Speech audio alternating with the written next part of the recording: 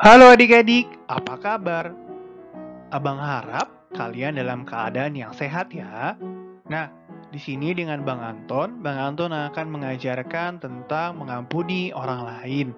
Adik-adik, siapkan pikiran, siapkan hati, dan jangan lupa siapkan Alkitabnya. Kita akan mendengarkan firman Tuhan.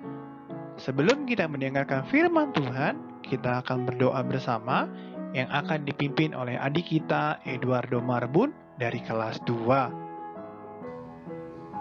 kita bersatu dalam doa. Puji syukur kami ucapkan kepadamu ya Tuhan atas berkat-Mu yang kami berikan kepada kami ya Tuhan.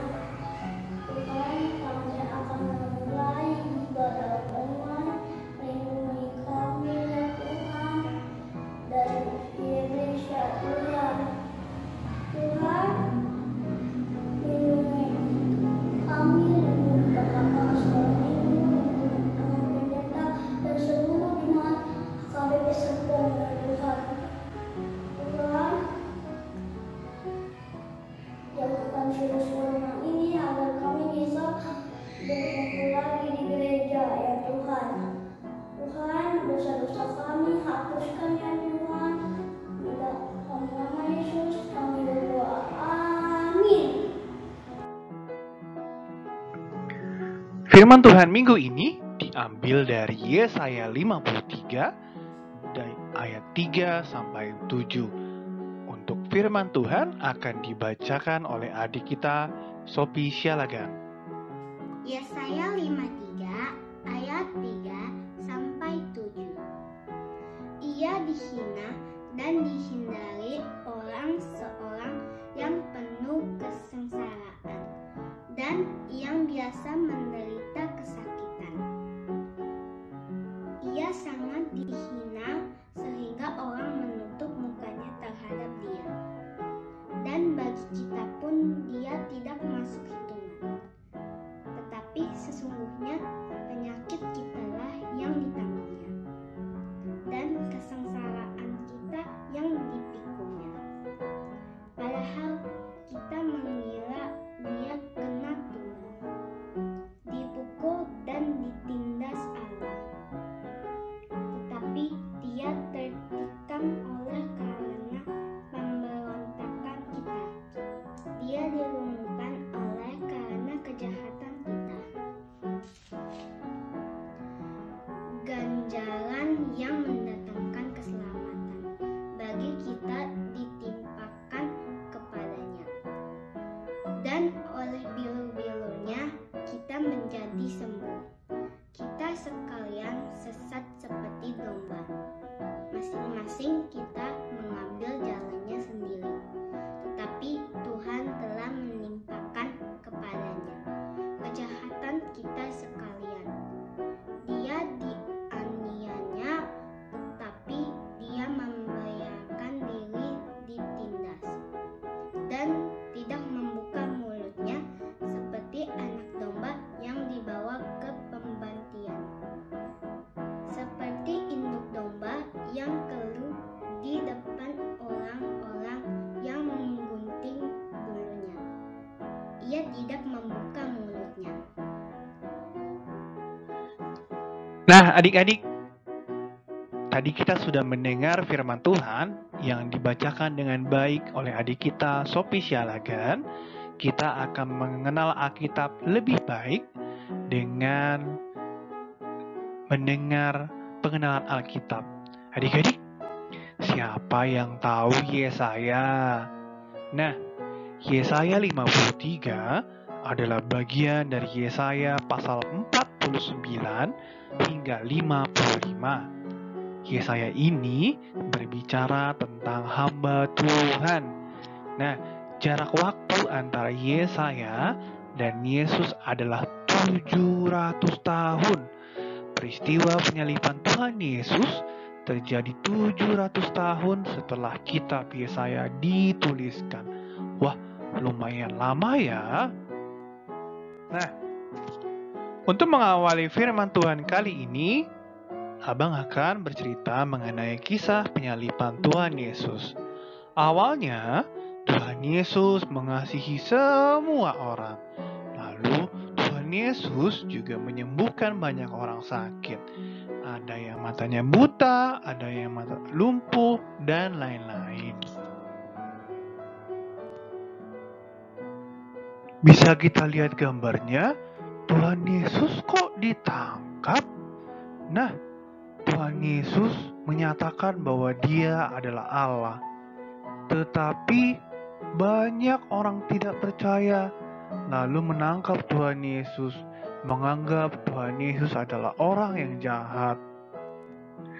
Setelah Tuhan Yesus ditangkap, Tuhan Yesus dihukum dan disiksa oleh banyak orang.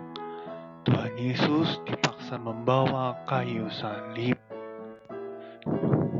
Setelah Tuhan Yesus membawa salib tersebut ke Bukit Golgota, setelah itu kepalanya diberi mahkota duri, lalu tangannya dan kakinya dipaku, lambungnya kemudian ditusuk. Kasihan. Adik-adik, kita lihat di foto tersebut, Tuhan Yesus rela disalibkan agar kita masuk surga.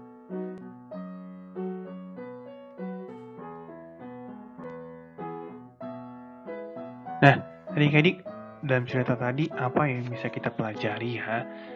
Nah, yang pertama, adik-adik harus bersyukur sebab kita telah diampuni atas dosa-dosa kita dan kita telah diselamatkan oleh Tuhan Yesus.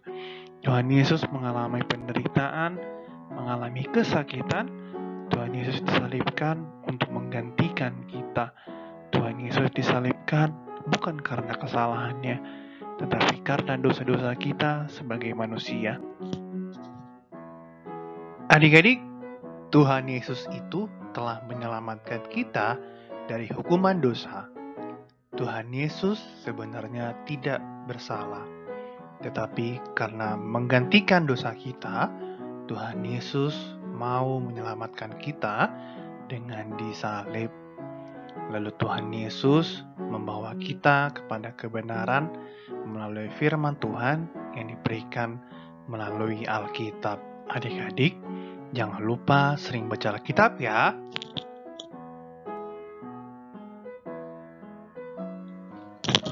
Nah, siapa yang tahu gambar di sebelah itu gambar apa? Benar, itu merupakan Alkitab.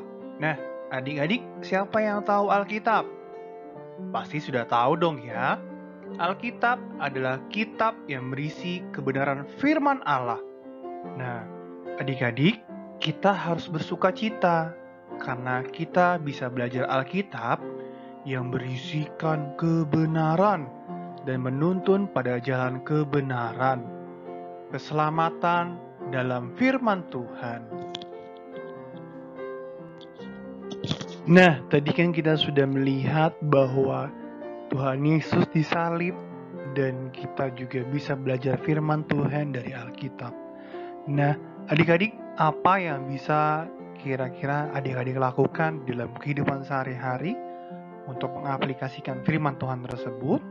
Yang pertama adalah rajin baca Alkitab setiap hari. Nah, kita bisa baca Alkitab mungkin satu ayat atau mungkin satu perikop. Adik-adik juga bisa ajak papa, mama, dan teman-teman, kakak, adik untuk baca Alkitab bersama-sama. Yang kedua adalah adik-adik bisa mengampuni dan mau mengampuni orang lain. Contoh, di gambar kiri kita bisa lihat ada dua orang wanita yang sedang berantem. Nah, kita sebagai murid Kristus, kita sebagai sahabat Kristus, kita mau mengampuni teman kita apabila teman kita berbuat kesalahan dan tidak baik kepada kita.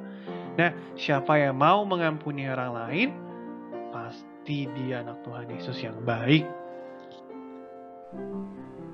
Teman-teman, mari kita berdoa.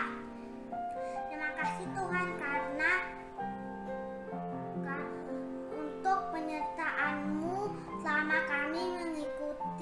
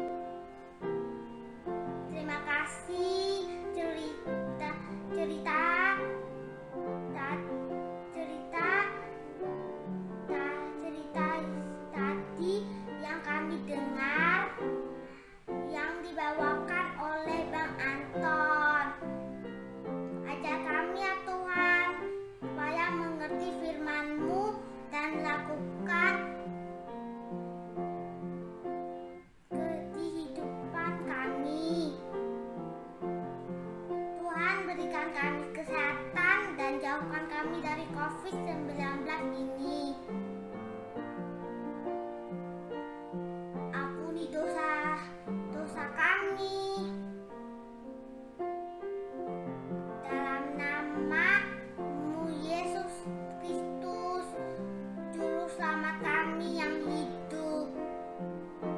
Kami berdoa, amin.